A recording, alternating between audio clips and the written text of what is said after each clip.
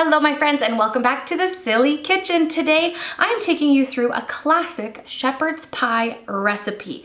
Super easy, super delicious. I am changing up a little bit of the flavor today, trying something new, but I will take you on a step-by-step through that. And the reason I call it classic is because I'm not doing anything fancy. I am sticking to the basics of the beef mixture, a little layer of creamy deliciousness in the middle, and some mashed potatoes.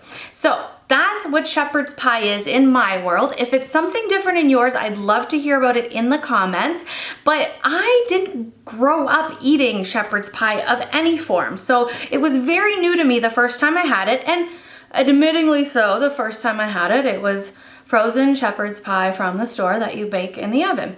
And I was like, I don't get it. This is okay, I guess. And then I had someone make it for me, homemade, with that extra love that's in it.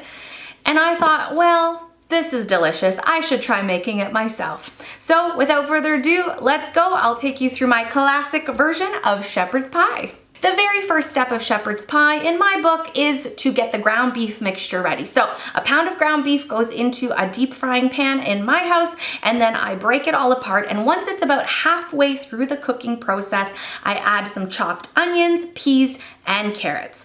Now, while that's all happening, on the other pot, I have my potatoes starting to boil because it is gonna take about 25 to 30 minutes to boil some potatoes and get those all mashed up. Typically, to season my beef, I use simply salt and pepper. I'm gonna add a little Worcestershire sauce in there, and for a little bit of that herby flavor, we're gonna do rosemary and parsley flakes. But not today. This is the change up I was telling you about. I saw this shepherd's pie mix, seasoning mix in the grocery store, and I thought, why not give it a try? Let's see if it makes a difference. It seemed like a lot of powdered mixture in one package for 1 pound of ground beef. So I thought, oh, I better just use maybe 3/4 of the package. But then I just dumped it all in. I was like, you know what? If this is the way it's supposed to be, let's just do it the way it's supposed to be. And to be honest, spoiler alert, I could go either way, with this packaged stuff or just with my own seasoning. I don't think it made a big difference at all. Now, shepherd's pie is a bit of a layering process, so I'm gonna transfer my ground beef mixture when it's fully cooked over into a casserole dish.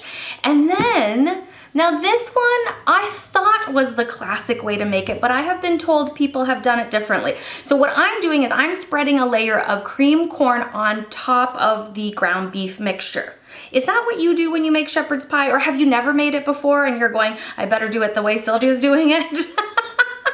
I love opening up discussions about recipes like this because I don't think there is a wrong way with the corn part of this. I know some people that add corn right into the ground beef and they don't use cream corn at all. I know some people that use cream corn and add it into the ground beef as well. And then I know some people that do the layer. So I want to know what you do or what you think might work if you've never done it before. Now, I know you don't need to know how to make mashed potatoes, right? Boil water, add potatoes, salt, water, drain potatoes, mash the potatoes. But here's another thing. With mashed potatoes, I've seen people add lots of stuff in them to make them really cool and different. So classic mashed potatoes for me is simply butter, salt, pepper, and a little bit of milk. But here's a couple things for you to try. It works great for shepherd's pie or just any old garlic mashed potato. I just gave it away, garlic mashed potatoes. I like pressing in some garlic into my mashed potatoes. It works great for any sort of mashed potatoes, but try sour cream or ranch dressing in your mashed potatoes. I actually think those flavors are all really cool and just ever so slightly elevates your mashed potatoes. And Parmesan. Parmesan mashed potatoes are really great too. I can never say no to cheese.